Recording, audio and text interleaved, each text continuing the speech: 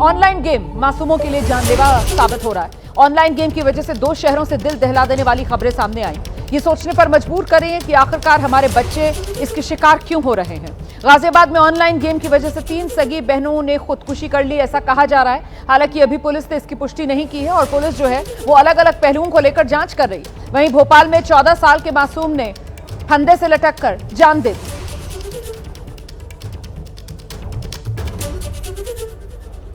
तो भोपाल में free fire game के चक्कर में 14 साल के छात्र ने जान दे दी। बताया जा रहा है बच्चा गेम में 28,000 रुपए हार चुका था। दोनों घटनाएं बेहद अफसोसनाक है, दिल को झकझोर कर रख देने वाली हैं। भोपाल मोबाइल गेम खेलने की लत ने 14 साल के मासूम की जान ली। बच्चे के माता पिता किसी की 13वीं में गए थे। उसी समय घर में बच्चे ने फंदे से लटक कर खुदकुशी कर ली। माता पिता जब घर लौटे तो उन्होंने बेटे को फंदे पर लटका देखा। ये बच्चा 8वीं कक्षा का छात्र था, अपने माता पिता का इकलौता बेटा। पुलिस को मौके से कोई सुसाइड नोट नहीं मिला है। पुलिस ने बच्चे के कमरे से उसका मोबाइल फोन बरामद किया। परिजनों के मुताबिक 14 साल का बच्चा मोबाइल पर फ्री फायर गेम खेलने का आदी था। गेम में उसे 28,000 रुपए का नुकसान हो गया था। कयास लगाए जा रहे हैं गेम में दिए गए किसी टास्क को पूरा करने के दबाव में छात्र ने यह कदम उठाया। अभी खुदकुशी के सही कारणों का खुलासा नहीं हो पाया। फिलहाल पुलिस मामले की जांच कर रही है।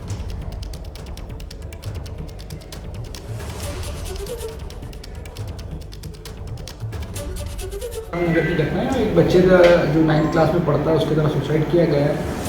इस पर से मर्ग थाना पिपरानी में कायम कर अभी इसमें इन्वेस्टिगेशन पूछताछ की जा रही है परिवारजनों से। अभी तक की जो प्रथम दृष्टया बात सामने आई है, बच्चे द्वारा उसकी मदर द्वारा उसको डांटने पर से उसके द्वारा इस तरह का कदम उठाया गया है। और अभी चूँकि परिवारजन शोक में उनके पूरे स्टेटमेंट नहीं हो पाए हैं, सभी के कथन नहीं हो पाए, इस कारण से अभी और स्पष्ट इसमें बात नहीं कही जा सकती किन कारणों से बच्चे द्वारा सुसाइड किया गया। क्या मोबाइल वगैरह बच्चे का भी? हाँ, बच्चा मोबाइल चलाता था, ज़्यादा घर में मोबाइल का यूज़ करता था। इस कारण से मदर ने उसकी डांटा था और में भी ये कारण हो सकता है। तो भोपाल का ये मामला मौत का ऑनलाइन गेम। भोपाल में 14 साल के मासूम ने खुदकुशी कर ली। मोबाइल पर फ्री फायर गेम खेलने का ये बच्चा आदी था। गेम में 28,000 रुपए का इसे नुकसान हुआ। टास्क को पूरा नहीं करने पर इसने खुदकुशी की, ऐसा फिलहाल शुरुआती शक पुलिस को लग रहा है। बच्चे की मां ने गेम खेलने पर बच्चे को डांटा भी था। हालांकि मौके से कोई सुसाइड नोट नहीं मिला।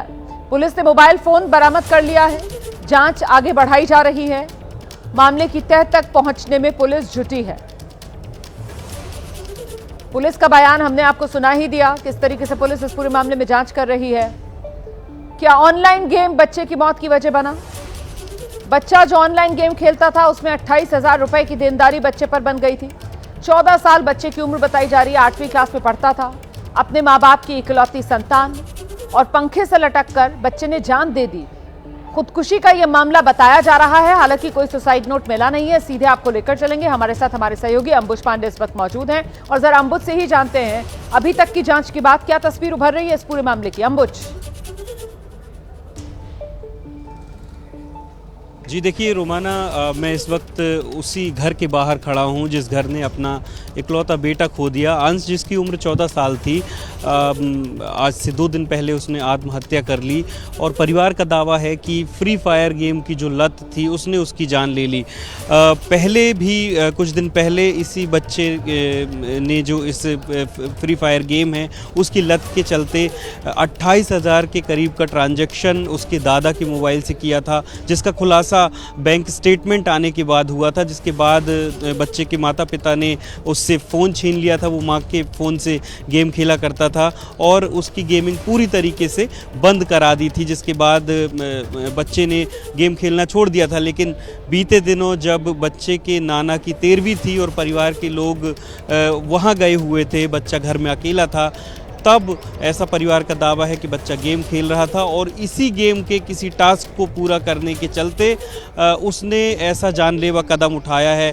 परिवार का रो रो करके बुरा हाल है। परिवार के लोगों से हमने बात की, उनका अब यही कहना है कि ऐसे गेम्स पर, जानलेवा गेम्स पर रोक लगनी चाहिए और सरकार को कोई ठोस कदम उठाना चाहिए। जिस तरीके से देश भर से इस तरीके की खबरें सामने आ रही हैं। जी जी बहुत शुक्रिया आपका इस तमाम जानकारी के लिए, और जो डिटेल्स होंगी वो दर्शकों तक साझा कीजिएगा। इस बीच आप देख सकते हैं मेरे साथ मेरे सहयोगी मनोज वर्मा गाजियाबाद से हमारे साथ जुड़ रहे हैं, क्योंकि यहाँ दिल्ली से सटा हुआ ये इलाका है गाजियाबाद का। यहाँ से भी एक दिल दहला देने वाला मामला सामने आया है। यहाँ ऑनलाइन गेमिंग की लत में बताया जा रहा है 3 सगी बहनों ने अपनी जान गंवा दी है। ये मामला गाजियाबाद की भारत सिटी सोसाइटी का है। यहाँ रहने वाली 3 नाबालिग बहनों ने सोसाइटी की 9वीं मंजिल पर जहां वो रहती थी, उनका फ्लैट था, वहीं से कूदकर अपनी जान दे दी। आत्महत्या करने वाली लड़कियों की उम्र 16 साल, 14 साल, 12 साल बताई गई। ये घटना रात करीब 2 बजे की है। तीनों बहनें सोसाइटी के टावर B1 के फ्लैट नंबर 907 में रहती थीं। ये कहा जा रहा है कि तीनों को कोरियन गेम खेलने की लत थी। आशंका जताई जा रही है कि परिवार के मना करने पर भी वो ये खेल खेलती रहती थी, गेम खेलती रहती थी। पुलिस की शुरुआती जांच में मोबाइल गेमिंग ऐप की लत की बात तो सामने आ रही है। पुलिस के मुताबिक पॉकेट डायरी के पन्नों पर सुसाइड नोट लिखा है। कुल 8 पन्नों में अपने गेम और अन्य मोबाइल एक्टिविटी के बारे में इन्होंने लिखा है। इसमें लिखा है कि गेम से बहुत प्यार करती हैं। अंत में सॉरी लिखा है। बताया जा रहा है कि गेम में बीच वाली जो बहन थी इनकी, वो बॉस थी। तीनों खाना खाने से लेकर सारे काम अपने साथ में करती थी। पुलिस को एक डायरी मिली, पिता के नाम नोट इसमें लिखा है। इसमें लिखा हुआ है जो कुछ लिखा है वो सब सच है, पढ़ लो। I am really sorry, sorry papa, ये सब इसके पहले पन्ने पर लिखा हुआ है।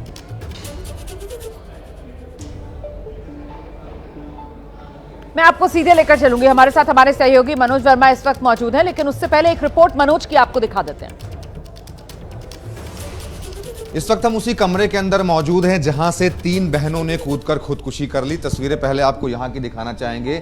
दरवाजा उन्होंने अंदर से बंद कर लिया था। रात करीब 2 बजे की ये घटना है। दरवाजा उन्होंने अंदर से बंद कर लिया था और यहां जो ये खिड़की आप देख रहे हैं, यहां बाकायदा तीनों बहनों ने एक स्टूल का इस्तेमाल किया। यहां पर एक स्टूल लगाया गया और उसके बाद इस स्लाइडर जो दरवाजा है उसको खोला गया और उसके बाद यहां से कूद करके तीनों बहनों ने अपनी जान दे दी। आप तस्वीरें आपको मेरे कैमरामैन अजीत चाकू आपको दिखाएंगे।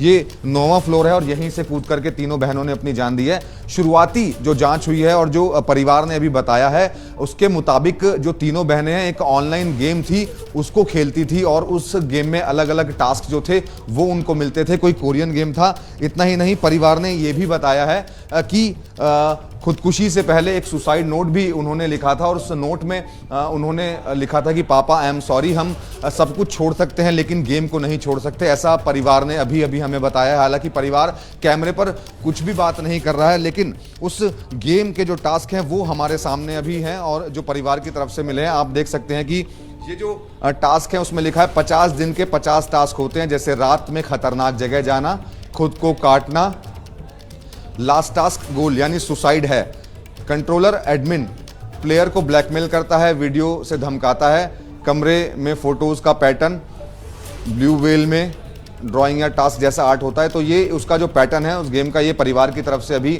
दिया गया है। इतना ही नहीं, परिवार की तरफ से ये भी जानकारी मिली है कि 2 साल से तीनों बच्चियां स्कूल नहीं जा रही थी।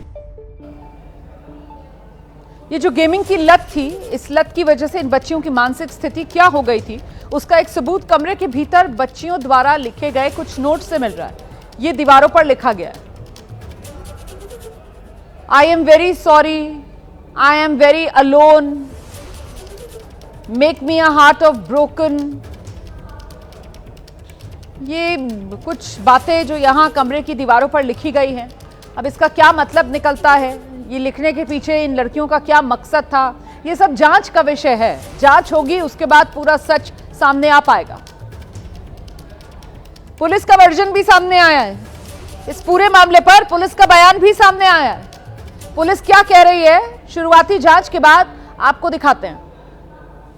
जितना अभी तक जांच हुआ है उसमें किसी भी ऐप का स्पेसिफिक नाम नहीं है। एक जो बताया उसमें लिखा गया है, उसमें इतना क्लियर हो रहा है कि ये जो तीनों लड़कियां थी ये कोरियन कल्चर से इन्फ्लुएंस थी और उसी के बारे में ये सारा नोट लिखा हुआ था उन्होंने, और उसी के चलते उन्होंने ये सुसाइड किया हुआ है। तो पुलिस का वर्जन आपने सुना। वहीं ये जो लड़कियां हैं, इनके पिता ने बताया कि पिछले 2 साल से ये स्कूल नहीं जा रही थी। आत्महत्या करने से पहले सुसाइड नोट में इन्होंने लिखा, पापा आई एम सॉरी, हम गेम नहीं छोड़ सकते। बच्ची के पिता हमारे साथ मौजूद हैं, वो चेहरा नहीं दिखाना चाहते हैं, उनसे बात करते हैं। क्या हुआ था कल? सर बच्चों ने जंप लगा दी, तीनों बच्चों ने मेरे, और तीनों बच्चों ने मतलब गेमिंग के चक्कर में, गेमिंग का टास्क था वो, मुझे कल फॉरेंसिक वालों ने बताया कि गेमिंग के टास्क में थे आपके बच्चे, आपको पता नहीं था, इससे ये हो गया जी। कितने बजे की घटना थी, क्या हुआ था रात में? रात में जी 2 से 2:30 के बीच की घटना थी। हाँ जी। हुआ क्या था, कुछ नोट भी छोड़ा उन्होंने? हाँ सुसाइड नोट छोड़ा जी कि पापा हम गेम नहीं छोड़ सकते, हम कोरियन गेम नहीं छोड़ सकते, हम मर जाएंगे, हम कोरियन गेम नहीं छोड़ सकते। बस गेम में 50 टास्क क्या थे? मतलब सीधे आपको ग्राउंड जीरो पर लेकर चलेंगे। हमारे सहयोगी मनोज वर्मा गाजियाबाद से इस वक्त हमारे साथ मौजूद हैं और जरा मनोज से ही जानते हैं अब जहां तक पुलिस की जांच पहुंची है उसके बाद क्या तस्वीर उभर रही है। मनोज, आत्महत्या के पीछे की वजह क्या सामने आ रही है? देखिए रोमाना, अभी तक पुलिस ने आत्महत्या की वजह को बिल्कुल क्लियर नहीं किया है कि आखिरकार आत्महत्या के पीछे की वजह क्या है, क्योंकि इस मामले में अलग अलग जो वर्जन है वो सामने आ रहे हैं। परिवार का ये कहना है कि गेमिंग ऐप की वजह से जो तीनों बच्चियां थी उन्होंने जान दी है। इसके अलावा थोड़ी देर पहले अभी एक चश्मदीद से हमारी बातचीत हुई थी, उस चश्मदीद का ये कहना है कि वो रात को 2 बजे के वक्त उस वक्त मौजूद थे यहीं, वो दूसरे बिल्डिंग में रहते हैं और उन्होंने देखा कि कोई शख्स नीचे कूदने की कोशिश कर रहा है। उनका कहना अंधेरा बहुत ज़्यादा था, उनको दिखाई नहीं दे रहा था, लेकिन 2 लोग उनको उसको बचाने की कोशिश भी कर रहे थे और अचानक से फिर तीनों नीचे गिर जाते हैं। तो चश्मदीद ने इस कहानी को बिल्कुल बदल दिया है। उनका ये कहना है कि यानी कि एक ही कोई कूदना चाहता था और 2 उसको बचाने की कोशिश कर रहे थे। तो एक वर्जन ये हो गया है। फिलहाल पुलिस सुसाइड के एंगल से इस मामले की जाँच कर रही है। 8 पेज का एक सुसाइड नोट बरामद हुआ है। पुलिस को एक डायरी मिली है जिसके अंदर नोट लिखा है, लेकिन नोट के अंदर क्या है ये अभी पुलिस की तरफ से साफ नहीं किया गया है। बट इतना ज़रूर लिखा है उस नोट के ऊपर कि आप डायरी को पढ़कर समझ सकते हैं। तो अभी इसके पीछे की साइकोलॉजी को समझना होगा कि आखिरकार उन तीनों बच्चियों के मन के अंदर क्या चल रहा था, वो किस परिस्थिति से गुजर रही थी। पुलिस ने यह भी साफ किया है कि पिछले कुछ दिनों से उनको फ़ोन नहीं दिया जा रहा था, इस बात से वो काफ़ी परेशान थी। तो कहीं ना कहीं इसके पीछे गेम भी हो सकती है, इसके पीछे फ़ोन ना मिलना भी हो सकता है और बहुत सारी वजह हो सकती है। अभी परिवार के जो बयान हैं वो प्रॉपर तरीके से दर्ज नहीं किए गए हैं, क्योंकि जो पिता हैं उन्होंने 2 शादी की थी, तो अभी पिता के बयान दर्ज किए जाएंगे, जो घर के अंदर और लोग मौजूद थे उनके बयान दर्ज किए जाएंगे और जो डायरी है उसमें क्या उन बच्चियों ने लिखा है उसको जब देखा जाएगा और तब उसके बाद पुलिस किसी निष्कर्ष पर पहुंचेगी कि आखिरकार इस खुदकुशी के पीछे की सही वजह क्या है। लेकिन साइकोलॉजी जिस तरीके से सामने आ रही है, जो दीवारों पर लिखा है या सुसाइड नोट में लिखा है, उसमें कहीं ना कहीं उनकी परेशानी झलकती हुई दिखाई दे रही है। बिल्कुल परेशान थी ये लड़कियां, ये तो साफ तौर पर नजर आ रहा है दीवार पर लिखी बातों से। ये जो सुसाइड नोट का वो पहला पन्ना है, डायरी का पहला पन्ना आप कह लीजिए, जिसमें उन्होंने लिखा हुआ है कि ये जिंदगी की असली कहानी है और आखिर में वो एक रोता हुआ चेहरा बनाकर वहां पर लिखा है, I am very sorry, sorry पापा। सोसाइटी के लोग इस दर्दनाक हादसे के बाद क्या कह रहे हैं, वो ये यकीन क्यों नहीं कर पा रहे कि दरअसल ये गेमिंग के चक्कर में, एक टास्क पूरा करने के चक्कर में छलांग लगा देने का मामला है। सुनाते हैं आप। ये बच्चियां बाहर भी आती थी लेकिन 2 साल से स्कूल नहीं जा रही थी, ये इतना बताया गया है। आसपास के लोग यहाँ पर मौजूद हैं, कुछ महिलाएं हैं, उनसे जो है एक बार बात करने की कोशिश करते हैं। तो ये जो बच्चियां थी, क्या ये नीचे कभी आपने देखा इनको खेलते हुए या किसी से बात करते? नहीं जानते थे उनको, पर्सनली हम नहीं जानते किसी को। अच्छा, इंट्रोवर्ट फैमिली थी, शायद रेंटर थे, तो हमें कोई पर्सनल नॉलेज नहीं कि कौन थे क्या थे, हमें उतना ज़्यादा पता नहीं है इस बारे में। बस हमें भी रात को ही देखा, बड़ा बड़ा पैनिक एटमॉस्फेयर हो गया था। 2 बजे करीब घटना है, 2:05 पे हम शोर से ही उठे, तो उनकी मदर या फैमिली ऑलमोस्ट करीब 10 लोग इतनी बुरी तरह रो चिल्ला रहे थे। शोर का माहौल इतना ज़्यादा पैनिक हो गया था कि मुझे लग रहा है मतलब ये जो स्केयर है इसमें पूरे ऑलमोस्ट सारी फैमिली जाग गई होंगी, मतलब जो इनका फ्रंट ओपन इधर पे, इतना बुरा हाल हो गया था। ये रात से कोई कोरियन गेम की बात सामने आई थी कोई एक? हाँ, रात से सामने आई, लेकिन रात को कुछ नहीं था, रात को कुछ नहीं था। 3-4 बजे के आसपास ये सुबह मम्मी यही बोल रही थी कि ना मेरे बच्चों को मार डाला। अब क्या हुआ क्या नहीं वो शी कैन ओनली टेल, क्योंकि हम जब पहुंचे तब वो रो रही थी। गेम तो चीजें नहीं हो सकती है, क्योंकि इतना बड़ा अगर हो रहा है तो तीनों बच्चे एक साथ गेम की वजह से अगर जा रहे हैं तो ये तो कुछ समझ नहीं आ रहा है कि फैमिली से आवाजें आती थी कलेश की या मतलब क्राउड रोने की, चिल्लाने की, तो कुछ और भी इंटेंशन हो सकता है कि इसके पीछे मोटिव कुछ और हो, पता नहीं एग्जैक्टली, कोई नहीं पता। भी गेम है कि बात को ऐसे टर्न किया जा रहा है कि गेम है, ये कुछ नहीं पता अभी। एक्चुअली बातें बस क्रिएट की जा रही है कि ऑथेंटिक क्या है, कुछ नहीं पता। 2 साल से स्कूल नहीं जा रहे, 3 फोन अफोर्ड करवा पा रहे हो, वाईफाई अफोर्ड करवा पा रहे हो, बट स्कूल नहीं भेज रहे। फाइनेंशियली कमजोर थे तो गवर्नमेंट स्कूल है, गवर्नमेंट स्कूल में भेजो। 3 BHK ले रखा है। एक बार फिर से रुक करेंगे, हमारे सहयोगी मनोज वर्मा लगातार हमारे साथ बने हुए। मनोज, ये पता चल पा रहा है कि आखिरकार ये 2 साल से बच्चियां स्कूल क्यों नहीं जा रही थी? इसको लेकर क्या खबर है? और क्या ये जो परिवार है इनके बस ये तीन बेटियां, यही इनके 3 बच्चे थे? नहीं, देखिए रोमाना, आपको बताना चाहूँगा कि जो पुलिस का वर्जन है, जो पुलिस ने हमें बताया है कि बच्चियाँ, जो परिवार ने पुलिस को बताया कि बच्चियाँ पढ़ने लिखने में ठीक नहीं थी, इस वजह से स्कूल नहीं जा रही थी और उनकी जो माली हालत थी वो भी ठीक नहीं थी। ऐसा अभी तक पुलिस की इन्वेस्टिगेशन में सामने आया। हालांकि पुलिस और लोगों से भी बात करने की कोशिश कर रही है कि आखिरकार क्या वजह हो सकती है। सोसाइटी के कुछ जो लोग हैं वो हमारे साथ मौजूद हैं, उनसे भी जानने की कोशिश कर लेते हैं। क्या अभी तक आपको ही पता चला, आपने कभी परिवार को देखा हो, ये बच्चियाँ स्कूल क्यों नहीं जाती थी? ये इसका जानकारी मेरे पास नहीं है कि बच्चे स्कूल नहीं जा रही थी, क्योंकि कभी कभी इनके फादर से हमारे मतलब कि एज ए मेंटेनेंस मैं देखता हूँ और मैं जॉइंट सेक्रेटरी हूँ, तो फिर कभी कभी मतलब कि आती तो बात हो जाती थी हमारी। ऐसा नहीं कि बात होती। पुलिस ने बताया कि माली हालत ठीक नहीं थी। कभी उनको देख करके ऐसा लगा हो कि फाइनेंशियल कोई प्रॉब्लम हो या कुछ और हो? अभी तक मतलब कि हमारा जो मेंटेनेंस और ऐसा कुछ हमारे पास वैसा कोई कंप्लेंट नहीं आया कि माली स्थिति है। लेकिन इतना पता चला, बातचीत से पता चला कि कल एक्चुअली कि पुलिस ऑफिसर के साथ मैं भी था, क्योंकि एज ए जॉइंट सेक्रेटरी के नाते हमें जाना पड़ा ऊपर कि सारी मतलब कि वो जब जो बता रहे थे ना, वो बता रहे थे कि मतलब कि हाँ, मतलब बच्चे स्कूल नहीं जाती थी, बट बच्चे ट्यूशन ज़रूर जाती थी। ये चीज़ पता चली। चीज़ की ट्यूशन जाते थे? मतलब कि मेरे ख्याल से जो होम ट्यूशन वगैरह जाती थी, इतना नहीं पता चला, क्योंकि जो कोरियन गेम का जो आप लोग कोरियन गेम जो हम लोग को पता चला वो वहीं से ही पता चला, क्योंकि नीचे से ही हम लोग को पता चला जब वो बच्चियाँ कि माँ रो रही थी ना कोरियन गेम खेलने के लिए, कोरियन गेम खेल रहे, तो उसी मतलब कि हम लोग को पता चला कि ये मतलब कि फाइनेंशियल कंडीशन के साथ साथ ये बेसिकली ऑनलाइन गेम का ही मामला है। बच्चों की फाइनेंशियल कंडीशन ठीक नहीं, मतलब इतनी स्ट्रांग नहीं बताते, लेकिन जो ये गेम खेलती थी ना, उसमें रॉयल ज़िंदगी जी रही थी कोरियन फैमिली की, उनका ये था। नाम पता चला कोई? नहीं, एक्चुअली क्या मैं बता रहा हूँ ना कि हम लोग जब गए ना, जब सबसे पहले हम लोग जब गए वो ऊपर पुलिस ऑफिसर के साथ गए, तो सबसे पहले उनको फ़ोन लिया गया, बच्चे को फ़ोन लिया गया। जो दैट टाइम उनके बच्चों के पास फ़ोन नहीं था, उनके मासी के पास से फ़ोन लिया गया। तो उसमें एक कोलाज बना हुआ था जिसमें तीनों बहनों का फ़ोटो था, वो अपने इंडियन नाम नहीं था, उसमें कोरियन नाम अपने आप को दर्शाती थी। फिर फर्दर इन्वेस्टिगेशन आगे बढ़ता गया, तो फिर वो एक रूम जिसमें लड़कियाँ थीं, वो अंदर से रूम लॉक था और मतलब कि फिर वो एक स्टूल पे मतलब कि अंदर से रूम लॉक था। फिर रूम को तोड़ा गया in the front of the police, सारे ऑफिसर एसीपी साहब के सामने रूम को तोड़ा गया। तो एक राउंड सर्किल में पूरा मतलब फैमिली फोटोग्राफ्स वगैरह मौजूद थी, और बीच में एक जो आपका कैश बुक होता है ना, जो छोटा नोटपैड वाला कैश बुक होता है ना, वो जो आगे से ऊपर मतलब कि वो रिसिप्ट टाइप का होता है, कैश मेमो टाइप होता है, और पीछे वाइट सब होता है ना। तो वाइट साइड पर उन्होंने अपने सारे मतलब कि नोट्स वगैरह लिखे हुए थे कि मैं कोरिया की हूँ, वगैरह वगैरह इमोजीज वगैरह। उसके बाद फिर वो उतना ही ख़त्म था, फिर एक पेज उससे फाड़ करके ना उन्होंने मतलब कि ऊपर लगा के रखा था, और उसको ना एक बटरफ्लाई वाला जो रिबन होता है ना, मतलब बटरफ्लाई जो रिबन होता है, मेरे ख्याल से वो हेयर क्लिप वगैरह था, उससे उन्होंने टाई किया हुआ था, और उस पर लिखा था लव यू मम्मा, मतलब mummy papa, sorry mummy papa, और एक स्माइली वाली इमोजी थी उसमें। हाँ, मतलब कुछ इस तरह की इमोजीज वगैरह थी। और उसके बाद फिर फर्दर इन्वेस्टिगेशन पता चला कि उसमें बहुत सारे ऐसे फोटोग्राफ्स मतलब कि कार्टून वाले मतलब कि वो निकले, कार्टून्स वाले फोटोग्राफ्स निकले, जिसमें कि दे belongs from the royal family, मतलब कि अपने आप को रॉयल फैमिली से बिलोंग करती थी। उसी बातों के दरमियान पता चला कि इनके फादर को कंप्लेन भी आया था, मतलब कोचिंग से कंप्लेन भी आया था कि ये अपने आप को कोरिया से बताती है और अपना नाम कोरियन नाम बताती है, और फिर ये किसी से बात नहीं करती थी, ऐसे कंप्लेन आ चुका था।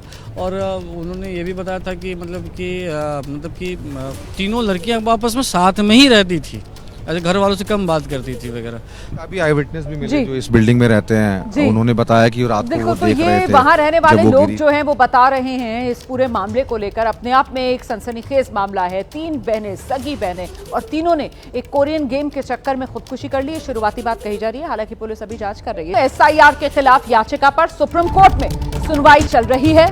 मुख्यमंत्री ममता बनर्जी ने कोर्ट में बोलने का अनुरोध किया है।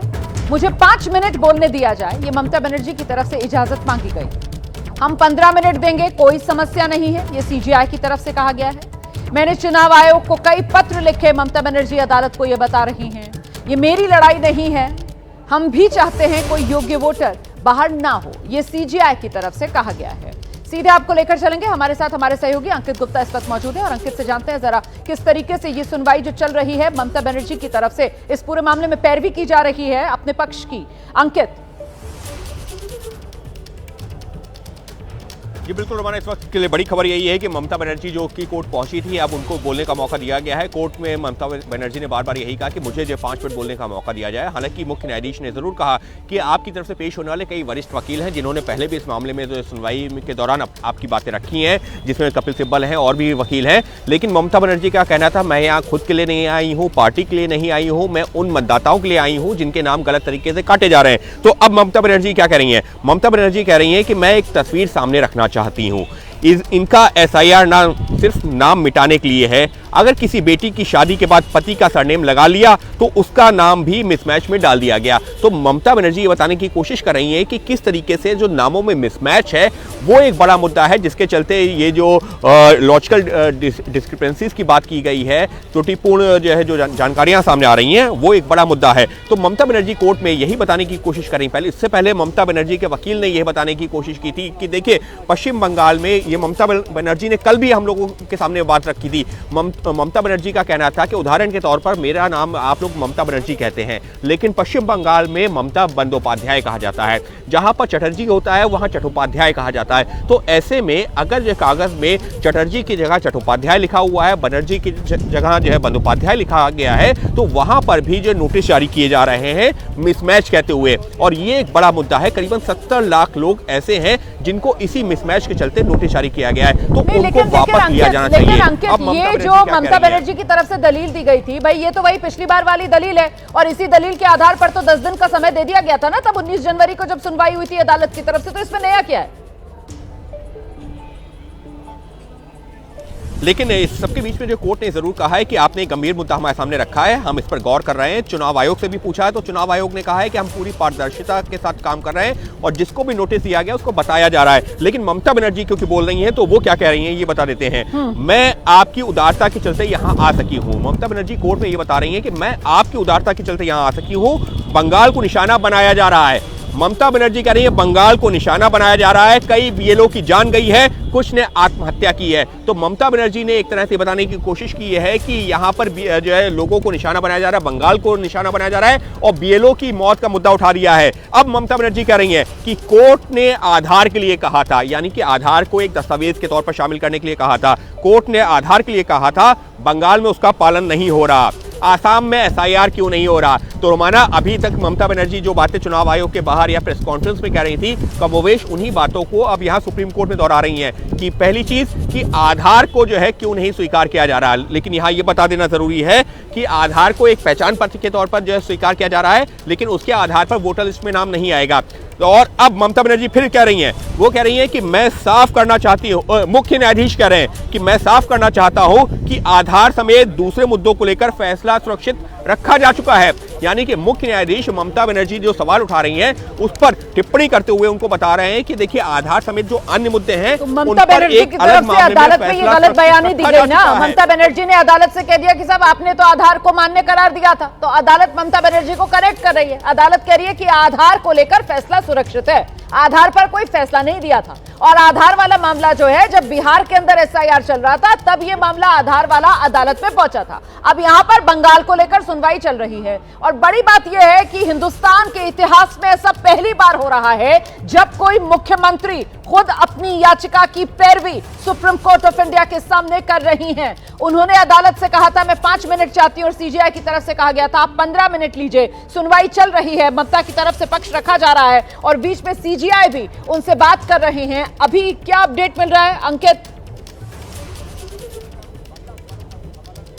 देखिए सबके बीच में जो चुनाव आयोग के वकील हैं उन्होंने कहा है कि ममता बनर्जी और उनके वकीलों ने जो सवाल उठाए हैं उस पर जवाब देने के लिए मुझे 1 दिन का वक्त चाहिए, क्योंकि अभी जो है याचिका की जो कॉपी मिली है उसको जवाब देने के लिए 1 दिन का वक्त चाहिए। तो कोर्ट क्या कह रही है? कोर्ट कह रही है कि हम भी चुनाव आयोग का जवाब सुनना चाहते हैं, हम उनको 1 दिन का वक्त देना चाहते हैं। यानी कि अब जो है अभी की फिलहाल जो सुनवाई चल रही है उसको देख करके लग रहा है कि मुमकिन है कि ममता बनर्जी की इस याचिका पर चुनाव आयोग को सुप्रीम कोर्ट की तरफ से नोटिस जारी किया गया है और अगले 1-2 दिनों में फिर से सुनवाई हो। और ये क्यों महत्वपूर्ण है रोमाना, ये भी समझना होगा। देखिए, जो क्लेम एंड ऑब्जेक्शन का वक्त था वो पहले पूरा हो चुका था, और अभी जो लॉजिकल डिस्क्रिपेंसीज की बात आई थी, यानी कि फॉर्म में जो भिन्नता की बात आई गई थी, त्रुटिपूर्ण जानकारी की बात आई हुई थी, वो जो मियाद भी 7 फरवरी को पूरी हो रही है। और ममता बनर्जी के जो वकील थे उन्होंने इस बात का जिक्र किया था कि ये मियाद अगले जो 2-3 दिनों में पूरी हो जाएगी, और संभवतः इसी वजह से कोर्ट भी कह रही है कि हम चुनाव आयोग की बात तो सुनेंगे, लेकिन उनको 1 दिन का वक्त दे सकते हैं। हम भी चाहते हैं कि उनकी बात भी सामने आए। तो ममता बनर्जी ने चुनाव आयोग जो है वो जवाब देने के लिए समय मांग रहा है।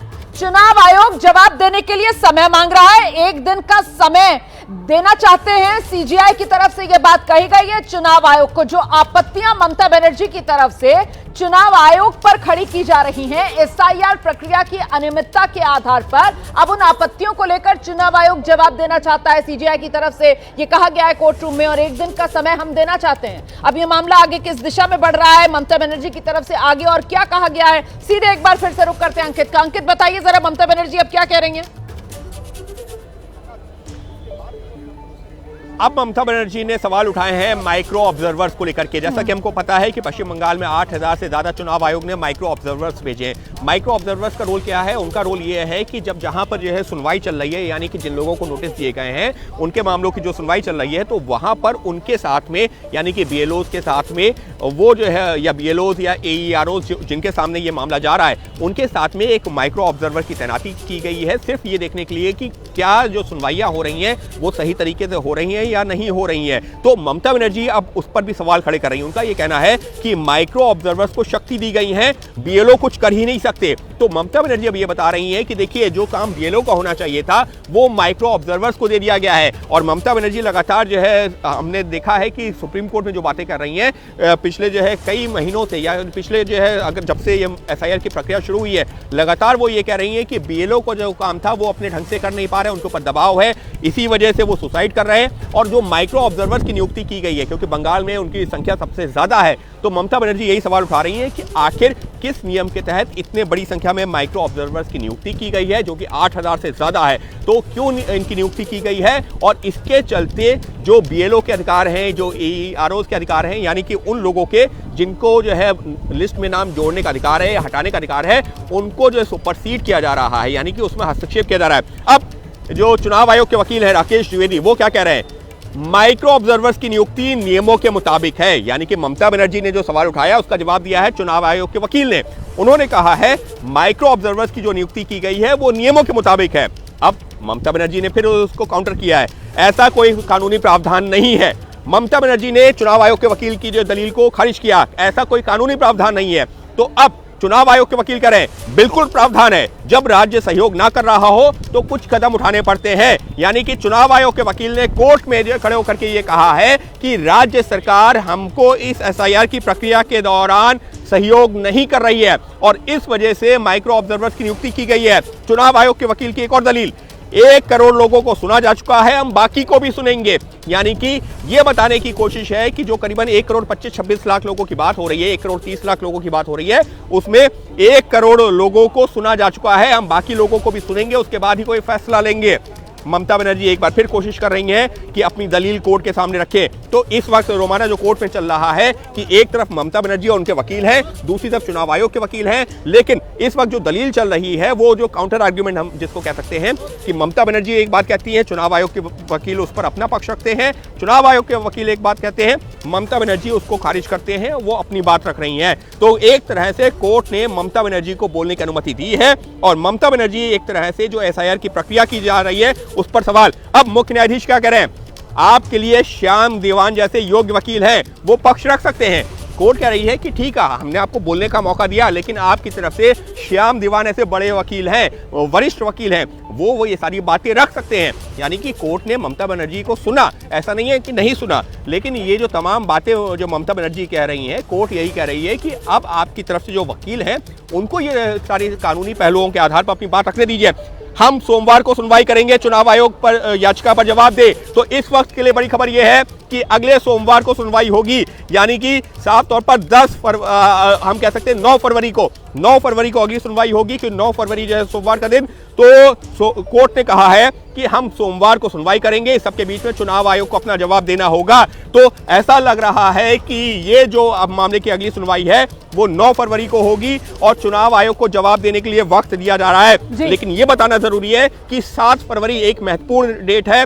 क्यों? क्योंकि 7 फरवरी तक का वो पीरियड है जो ये नोटिस जारी किए गए हैं उनका जवाब देने का, और उसके बाद में एक तरीके से प्रोसेस फ्रीज हो जाएगा और 14 फरवरी को फाइनल मतदाता सूची 7 फरवरी ही तारीख है और 14 फरवरी वो फाइनल वोटर लिस्ट बंगाल की चुनाव आयोग की तरफ से जारी कर दी जाएगी। लेकिन इस बीच अब आज की सुनवाई पूरी हो गई है और सुप्रीम कोर्ट की तरफ से इस मामले में सुनवाई के लिए जो अगली तारीख तय की गई है वो अब 9 फरवरी की है। सोमवार के दिन तक के लिए मामले की सुनवाई टल गई है और इस बीच चुनाव आयोग को जवाब देना होगा, यह भी सुप्रीम कोर्ट की तरफ से साफ कर दिया गया। ममता बनर्जी ने चुनाव आयोग को कटघरे में खड़ा किया। ममता बनर्जी की तरफ से कहा गया कि एसआईआर सिर्फ नाम मिटाने के लिए इस्तेमाल किया जा रहा है, बंगाल को निशाना बनाया जा रहा है। चुनावी राज्य बंगाल, वहां पर एसआईआर कराया जाता है, लेकिन चुनावी राज्य है असम, वहां पर एसआईआर क्यों नहीं कराया जाता। कुल मिलाकर जो चुनाव आयोग की मंशा है उसको कटघरे में ममता बनर्जी ने आज अपनी दलीलों के जरिए रखा है। एक बार फिर से आपको लेकर चलेंगे अपने सहयोगी अंकित गुप्ता के पास अपडेट के लिए। अंकित, रोमाना एक और अपडेट आ गया है ममता बनर्जी की दलील। ममता बनर्जी ने कहा है कि मेरी एक आखिरी दलील और सुन लीजिए, और वो क्या है कि लॉजिकल डिस्क्रिपेंसीज वाले जो मामले हैं, यानी कि जिन लोगों को नाम के आधार पर जो है जिनको नोटिस जारी किया गया है उनके नोटिस को जो है विड्रॉ किया जाए और उनके नाम को मतदाता सूची से ना हटाया जाए। अब सीजेआई ने ममता के वकील से कहा है आप याचिका की कॉपी चुनाव आयोग के वकील को दीजिए। यानी कि ममता बनर्जी अब इस वक्त और उनके वकील जो सबसे ज्यादा जोर दे रहे हैं वो इस बात पर दे रहे हैं, जिस बात का जो है वो जिक्र कर रही थी कि बनर्जी अगर बंदोपाध्याय हो सकते हैं, चटर्जी चट्टोपाध्याय हो सकते हैं, तो ऐसे मामलों में अगर नोटिस दिया गया है तो वहां पर उन नोटिस को विड्रॉ किया जाए। तो कोर्ट ने कहा है कि आप अपनी याचिका की कॉपी चुनाव आयोग को दीजिए। और अब ममता बनर्जी ने एक और बात कह दी है, उन्होंने कहा है ये लोकतंत्र को बचाने का संघर्ष है।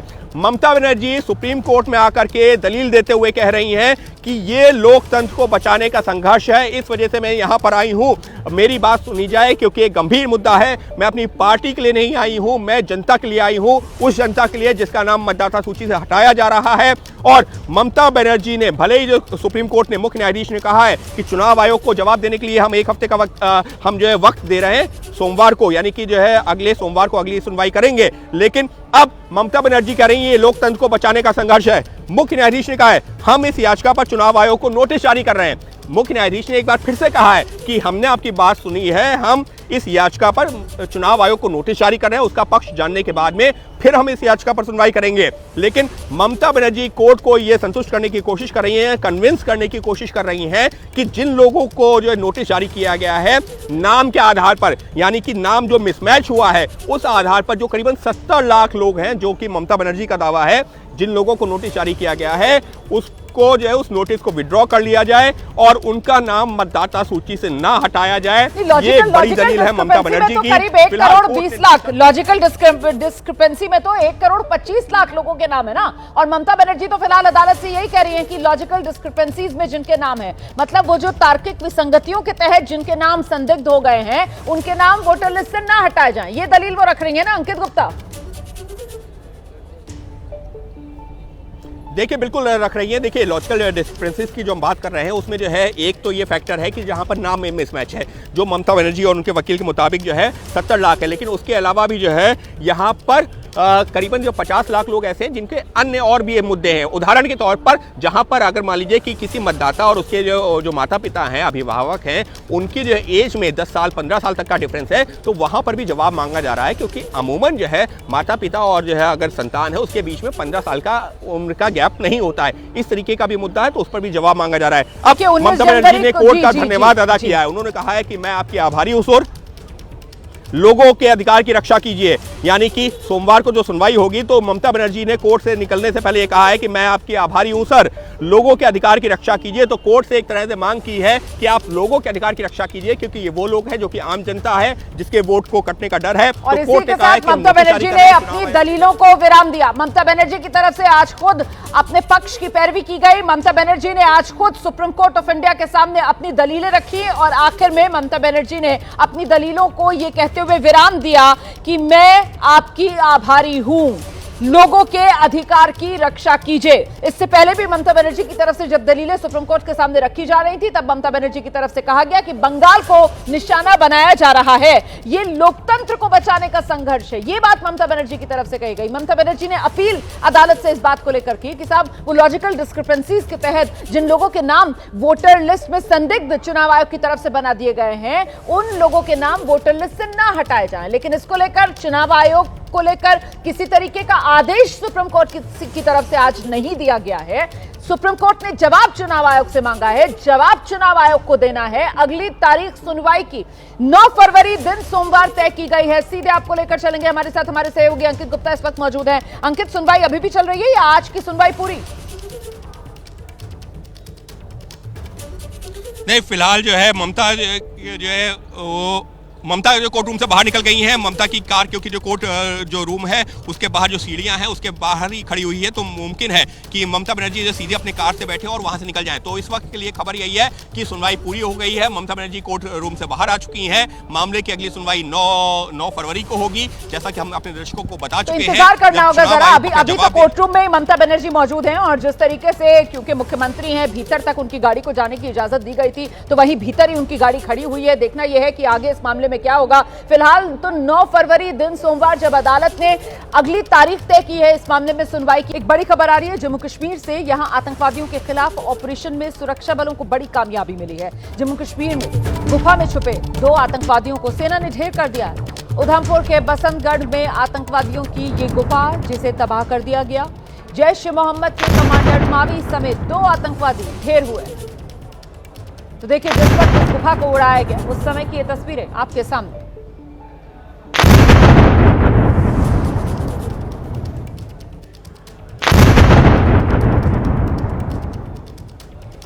तो जम्मू कश्मीर के उधमपुर में सुरक्षा बलों के जवानों ने मुठभेड़ में 2 आतंकवादियों को मार गिराने का बड़ा दावा किया है। मारे गए आतंकवादियों में एक आतंकवादी संगठन जैश ए मोहम्मद का कमांडर मावी उर्फ माविया शामिल है। यह ऑपरेशन बसंतगढ़ में मंगलवार से जारी था। सेना के प्रवक्ता ने इस बारे में जानकारी देते हुए बताया, जम्मू कश्मीर पुलिस ने आतंकवादियों के छिपे होने की जानकारी दी थी और इसके बाद सेना, जम्मू कश्मीर पुलिस और सीआरपीएफ ने ज्वाइंट ऑपरेशन चलाया। संयुक्त ऑपरेशन में ये कामयाबी मिली है। सुरक्षा बल के जवानों ने पहले इलाके को चारों तरफ से घेरा, इसके बाद आतंकवादियों के साथ मुठभेड़ हुई और इसमें ये दोनों आतंकवादी मारे गए। इस दौरान एक धमाके की आवाज भी सुनाई दी। सूत्र बता रहे हैं इस ऑपरेशन में मारे गए आतंकवादियों में एक आतंकवादी संगठन जैश ए मोहम्मद का पाकिस्तानी कमांडर मावी उर्फ माविया था, जो इलाके में काफी वक्त से एक्टिव था। वहीं मारे गए दूसरे आतंकवादी की पहचान अभी नहीं हो पाई है। सूत्र बता रहे हैं इस इलाके में 3 पाकिस्तानी आतंकी सुरक्षा बलों के लिए सिरदर्द बने हुए थे। ये तीनों आतंकवादी 15 दिसंबर को हुए ऑपरेशन में अलग हो गए थे और इसके बाद 23 जनवरी को कठुआ में हुए एक एनकाउंटर में सुरक्षा बलों ने इसी ग्रुप के एक आतंकी उस्मान को मार गिराया था।